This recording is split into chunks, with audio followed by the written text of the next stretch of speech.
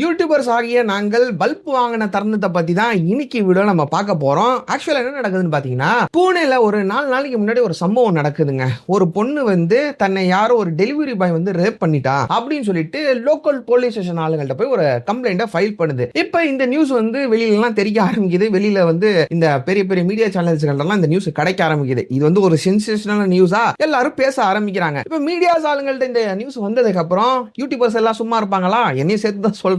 பெரிய பெரிய யூடியூபர்ஸா இருக்கட்டும், சின்ன சின்ன யூடியூபர்ஸா இருக்கட்டும், எல்லாருமே இந்த நியூஸை பத்தி பேச ஆரம்பிக்கிறாங்க. பேச ஆரம்பிச்சதுக்கு அப்புறம் தான் ஒரு மிகப்பெரிய ட்விஸ்ட் இந்த கேஸ்ல நடக்குது. ஒரு அந்தர் பல்ட்டி வந்து இந்த கேஸ்ல வந்து நடக்குது. அது என்ன நடந்துச்சு சொல்லிட்டு இன்னைக்கு வீடியோ நான் டீடைலா சொல்றேன். அண்ட் அதே சமயத்துல யூடியூபர்ஸ் எல்லாருமே எப்படி பல்ப் வாங்கினாங்க அப்படின்னு சொல்லிட்டு இந்த வீடியோல நான் டீடைலா சொல்றேன். வாங்க வீடியோக்குள்ள போலாம். அதுக்கு முன்னாடி நம்ம சேனல்ல அப்லோட் பண்ணக்கூடிய வீடியோஸ் எல்லாம் உங்களுக்கு பிடிச்சிருந்துச்சுன்னா என்ன பண்ணணும்னா, இந்த ரெட் கலர் பட்டன் கீழே தெரியுது பாருங்க, சப்ஸ்கிரைப், அதை தட்டி விடுங்க. தட்டி விட்டாதான் நம்ம சேனல்ல நம்ம டெய்லி வீடியோஸ் அப்லோட் பண்றோமா, அப்லோட் பண்ண உடனே யூடியூப்காரன் உங்களை கூட்டு வந்து காட்டுவான். இந்த பாருப்பா சேனல்ல வீடியோ வந்துச்சு பாத்துக்க அப்படின்னு சொல்லிட்டு காட்டுவான். உங்களுக்கு இந்த வீடியோஸ் எல்லாம் மிஸ் ஆகாது.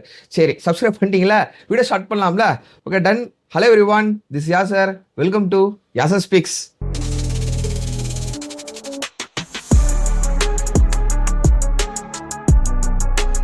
ஃபர்ஸ்ட் வந்து இந்த கேஸை பற்றியான ஒரு ஓவர்வியூ கொடுத்துட்றேன். அந்த கேஸை பற்றி ஓவர்வியூ கொடுத்தாதான் இந்த கேஸில் என்னென்ன ட்விஸ்ட் நடந்துச்சு, என்னென்ன பல்ட்டி அடிச்சாங்க அப்படின்னு சொல்லிட்டு உங்களுக்கு புரியும். அது புரிஞ்ச உடனே உங்களுக்கு வந்து இந்த யூடியூபருக்கு எப்படி பல்ப் வாங்கணும்னு சொல்லிட்டு உங்களுக்கு ஆட்டோமேட்டிக்காக புரிஞ்சிடும். ஃபர்ஸ்ட் இந்த கேஸை பற்றி நம்ம பார்ப்போம். என்ன நடக்குதுன்னு பார்த்தீங்கன்னா, மகாராஷ்டிரா பூனே, இது நம்ம எல்லாத்துக்கும் தெரிஞ்சிருக்கோம். பூனேல வந்து ஒரு 22 வயசு உள்ள ஒரு பொண்ணு இருக்குது. ஐடி கம்பெனியில் வேலை பார்த்துக்கிட்டு இருக்குது. இது வந்து இந்த வீக்கெண்ட் டைமில் வந்து வீட்டில் அப்பார்ட்மெண்ட்டில் இருக்கும் போது என்ன நடக்குதுன்னா, ஒரு டெலிவரி பர்சன் வந்து அவங்க வீட்டு காலிங் மேலே அமுக்கிட்டு இந்த மாதிரி ப்ராடக்ட் டெலிவரி பண்ண வந்திருக்குங்க, கதவை திறங்க அப்படின்னு சொல்லிட்டு காலிங் மேலே அமுகிறாப்ல. அதுக்கு இந்த பொண்ணு வந்து டோரை திறக்காம இந்த இதுல இருந்து இன்சைட்ல இருந்து பார்ப்பாங்களே அந்த கண்ணாடி, அது பேர் எனக்கு மறந்து போச்சு, அங்கேருந்து பார்த்துட்டு என்ன பார்சலு, நான் இந்த பார்சலாம் ஆர்டர் பண்ணலையே அப்படின்னு சொல்லிட்டு இந்த பொண்ணு வந்து உள்ள இருந்து பேசியிருக்குது. அதுக்கு இந்த டெலிவரி பாய் என்ன சொல்லியிருக்கான், இல்லை மேடம் உங்களோட அட்ரஸ் தான் இதில் போட்டிருக்குது, இதான் இந்த ஃபிளாட் நம்பர் அதெல்லாம் சொல்லிட்டு இதான் அட்ரஸ் தானே மேடம், நீங்கள் எதனா மேடம் அப்படின்னு சொல்லிட்டு இந்த பொண்ணோட பேரெல்லாம் சொல்லிட்டு கரெக்டாக சொல்கிறான். அதுக்கு இந்த பொண்ணு என்ன சொல்லுதுன்னா, இதெல்லாம் கரெக்டாக தான் இருக்குது, நான் எதுவுமே ஆர்டர் பண்ணல, சரி இருக்கட்டும், என்னதான் இருந்தாலும் வெளியிலேயே வச்சுட்டு போங்க அப்படின்னு சொல்லிட்டு இந்த பொண்ணு சொல்லுது. பொண்ணு சொன்னதுக்கு அப்புறம் இவன் வந்து கேட்காம, இல்லை மேடம் நான் சைன் எல்லாம் வாங்கணும் அப்படி, நான் வெளியில வச்சுட்டு போக முடியாது, கதவை திறங்க அப்படின்னு சொல்லிட்டு இந்த டெலிவரி பாய் வந்து சொல்லியிருக்கான். அதுக்கப்புறம் கதவை திறந்த உடனே இந்த பொண்ணு மேல வந்து ஒரு ஸ்ப்ரேவை வந்து இந்த டெலிவரி பாய் அடிச்சிருக்கான்.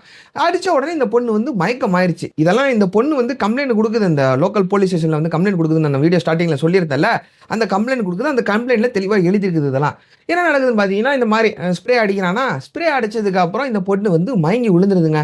மயங்கி விழுந்ததுக்கு அப்புறம் இந்த பையன் வந்து இந்த பொண்ணை எந்த அளவுக்கு யூஸ் பண்ண முடியுமோ நல்லா யூஸ் பண்ணியிருக்கிறான். நல்லா இதாக யூஸ் பண்ணிக்கிட்டான். என்ன இதுக்கு மேலே எப்படி நான் சொல்றது, யூஸ் பண்ணதுக்கு அப்புறம் என்ன நடக்குதுன்னா, இந்த பொண்ணோட சேர்ந்து ஒரு ஃபோட்டோ எடுத்திருக்கான். அண்ட் இந்த பொண்ணு கூட சேர்ந்து இருந்ததை ஒரு வீடியோவை எடுத்து வச்சுக்கிட்டான். வீடியோ எடுத்து வச்சுக்கிட்டு இந்த பொண்ணு கிட்ட இருந்த அந்த ஃபோனை, அந்த பொண்ணு ஒரு பர்சனல் ஃபோன் வச்சுருக்கோம்ல, அந்த ஃபோனை எடுத்துக்கிட்டு அதில் இருக்கிற அந்த கான்டாக்ட்ஸ் எல்லாத்தையும் எக்ஸ்ட்ராக்ட் பண்ணிக்கிட்டு இவன் ஃபோனில் ஏற்றிக்கிட்டு அந்த பொண்ணுக்கிட்ட கடைசியாக என்ன மிரட்டிருக்கானா, இந்த பார் உன்னோட கான்டாக்ட்ஸ் எல்லாம் என்கிட்ட இருக்குது, அண்ட் நம்ம ஒன்றா இருந்த வீடியோவும் என்கிட்ட இருக்குது, இந்த வீடியோஸ் எல்லாத்தையும் நான் இப்போ எடுத்துக்கிட்ட வீடியோஸ் எல்லாத்தையும் உன் கான்டாக்ட் லிஸ்ட்டுக்கு அனுப்பிச்சி விட்ருவேன் அப்படி சொல்லிட்டு இந்த பொண்ணு வந்து பயமுடுத்துருக்கான். அண்ட் இனிமேல் நான் எப்போ கூப்பிட்டாலும் அப்பப்போ நான் அடிக்கடி வருவேன், வந்தப்பெல்லாம் நீ கதவை திறக்கணும் அப்படின்னு சொல்லிட்டு இந்த பொண்ணு வந்து பயமுடுத்திருக்கான். உடனே இந்த பொண்ணு வந்து பயந்து போய் என்ன ஆகுது, என்ன பண்ணுதுன்னு பார்த்தீங்கன்னா, பக்கத்தில் இருக்க அந்த பூனேல இருக்கக்கூடிய ஒரு ஸ்டேஷன், லோக்கல் ஸ்டேஷன்ல வந்து போலீஸ் ஸ்டேஷன்ல இந்த கம்ப்ளைண்ட்டை சொல்லுது. இந்த கம்ப்ளைண்ட்ல இந்த ஓவர் வியூ கொடுக்குது. இந்த மாதிரி கதவு திறந்து இந்த மாதிரி நடந்துச்சு, இந்த மாதிரி சம்பவம் எனக்கு நடந்துருச்சு அப்படின்னு சொல்லிட்டு ஒரு கம்ப்ளைண்ட்டை ஃபைல் பண்ணுது. உடனே போலீஸ் ஆளுங்கள்லாம் என்ன பண்றாங்கன்னா, அவங்களோட கடமையை செய்யறதுக்காக உடனே இன்வெஸ்டிகேஷன் பண்ண ஆரம்பிக்கிறாங்க. இந்த மாதிரி ஒரு பொண்ணு பாவம் தனியாக வேலை பார்த்துக்கிட்டு இருக்குது, தனியாக ஒரு அப்பார்ட்மெண்ட்ல இருக்குது அப்படின்னு சொல்லிட்டு இன்வெஸ்டிகேஷன் பண்ண ஆரம்பிக்கிறாங்க. நம்ம இந்தியாவில் தானேங்க இந்த ஏகப்பட்ட சின்ன சின்ன 10 வயசு பொண்ணை ரேப் பண்ணிட்டாங்க, 2 வயசு பொண்ணை ரேப் பண்ணிட்டாங்க சொல்லிட்டு இந்த மாதிரி பெண்களுக்கு பாதுகாப்பே இல்லாமல் இருந்துகிட்டு இருக்கு.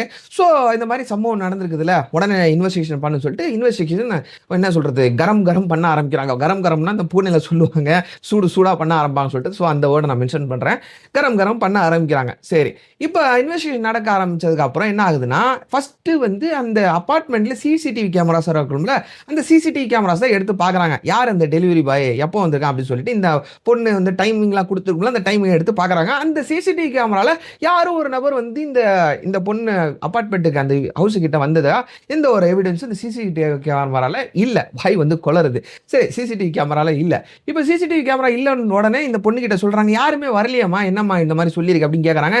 இல்லங்க வந்தாங்க, அது வந்து ரெக்கார்ட் ஆகல போல அப்படின்னு சொல்லிட்டு இந்த பொண்ணு வந்து அப்படியே மழுப்பி இருக்குது.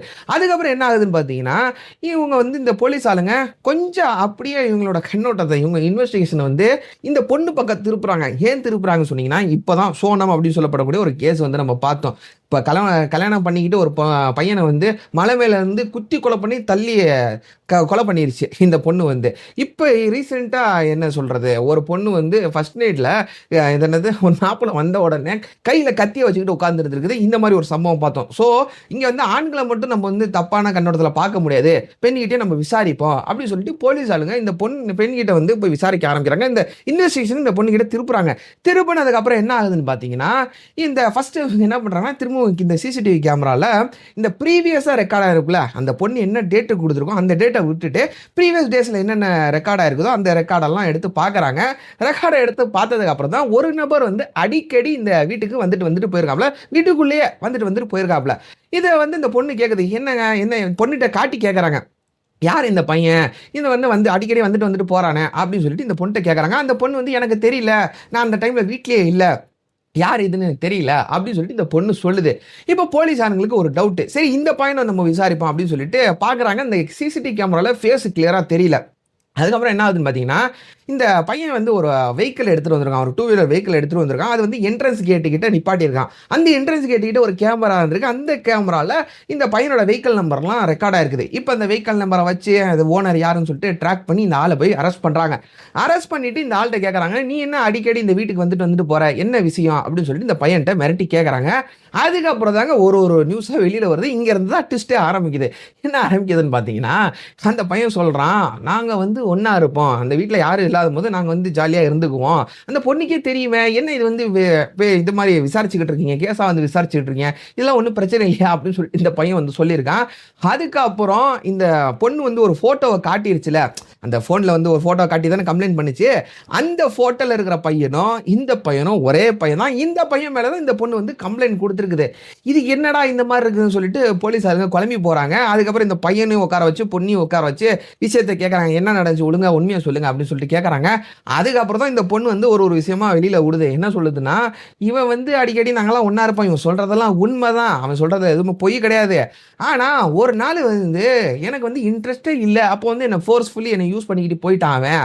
அதுக்கப்புறம் எனக்கு வந்து ஹர்ட் ஆயிடுச்சு, எனக்கு மூளை இல்லை, அதனால வந்து எனக்கு இவன் மேலே ஏதாச்சும் பழி வாங்கணும்னு சொல்லிட்டு என்ன பண்ணேன்னா, இவன் இனிமேல் நம்மளுக்கு வேணாம், இவனை கழட்டி விட்ருவோம் அப்படின்னு சொல்லிட்டு நான் வந்து இந்த கேஸை வந்து ஃப்ரேம் பண்ணேன். நான் வந்து அப்பாவே நடிச்சு இந்த வந்து கேஸை இவன் மேலே கேஸை போட்டேன், இவன் வந்து மாட்டிக்குவான்னு நினச்சேன், ஆனால் நாங்கள் 2 பேரும் மாட்டிக்கிட்டோம் அப்படின்னு சொல்லிட்டு இந்த பொண்ணு வந்து சொல்ல ஆரம்பிக்குது.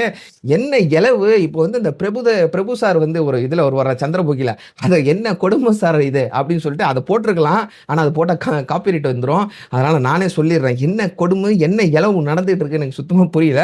சரி, இதெல்லாம் ஒரு பக்கம். இப்போ என்ன நடக்குதுன்னு பார்த்தீங்கன்னா, ஃபர்ஸ்ட் இந்த நியூஸ் வந்து இந்த பொண்ணு தான் அப்பாவி பொண்ணு, இந்த பொண்ணு வந்து கம்ப்ளைண்ட் கொடுத்தோன்னே இந்த மாதிரி அநீதி நடக்குதுன்னு சொல்லிட்டு பெரிய பெரிய மீடியா சேனல்ஸ் வெளியில் நியூஸை லீக் பண்ண ஆரம்பிச்சிட்டாங்க. நியூஸ் மீடியா சேனல்ஸுக்கு வந்த உடனே பெரிய யூடியூபர்ஸ்லேருந்து சின்ன யூடியூபர்ஸ் வரைக்கும் எல்லாரும் தாம்தும்னு குடிக்க ஆரம்பிச்சிட்டாங்க. ஐயோ பொண்ணுக்கு இந்த மாதிரி நடக்குது, அந்த மாதிரி நடக்குது, ஒரு பொண்ணு வந்து வீட்டில் இருக்குதுன்னா வீட்டு தானே அதுக்கு சேஃப்டியே, அதுக்கு மீறி அந்த பொண்ணு எங்கே போவோம் அப்படின்னு சொல்லிட்டு என்னென்னமோ பேச ஆரம்பிக்கிறாங்க.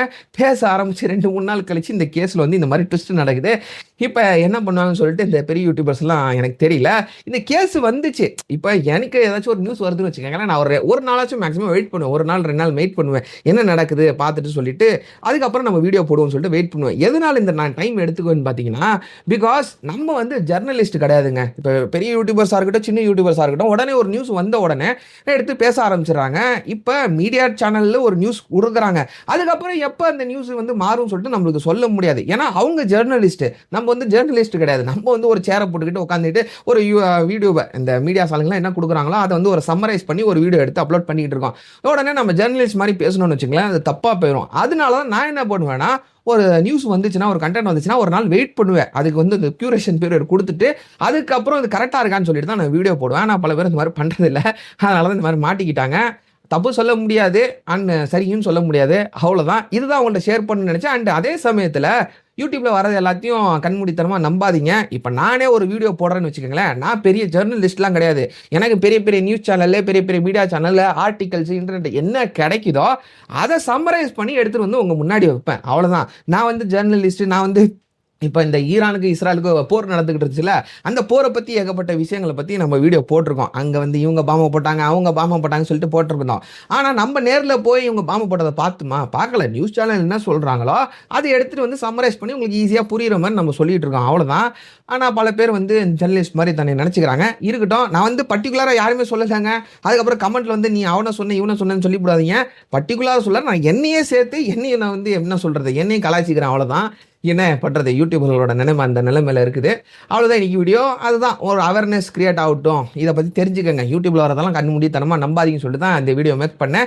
இத அவங்கள்ட்ட ஷேர் பண்ணணும்னு தோணுச்சு ஷேர் பண்ணிட்டேன். இன்னைக்கு வீடியோ அவ்வளவுதான். நாளைக்கு வேற ஒரு டாபிக்ல வேற ஒரு இன்ட்ரெஸ்டிங்கான வீடியோல பார்க்கலாம். அண்ட் அதே சமயத்துல இந்த வீடியோ யாருக்காச்சும் யூஸ்ஃபுல்லா இருக்கும்னு நினைச்சீங்கன்னா அவங்களுக்கு அந்த ஷேர் பட்டன் இருக்குல்ல, அதை தட்டி விட்டு உங்களுக்கு ஷேர் பண்ணி விடுங்க. அண்ட் வீடியோ பிடிச்சிருந்துச்சுன்னா அந்த லைக் பட்டன் இருக்குல்ல, அதை தட்டி விடுங்க. அது ஃப்ரீ தான். காசெல்லாம் நீங்க கொடுக்க தேவையில்லை.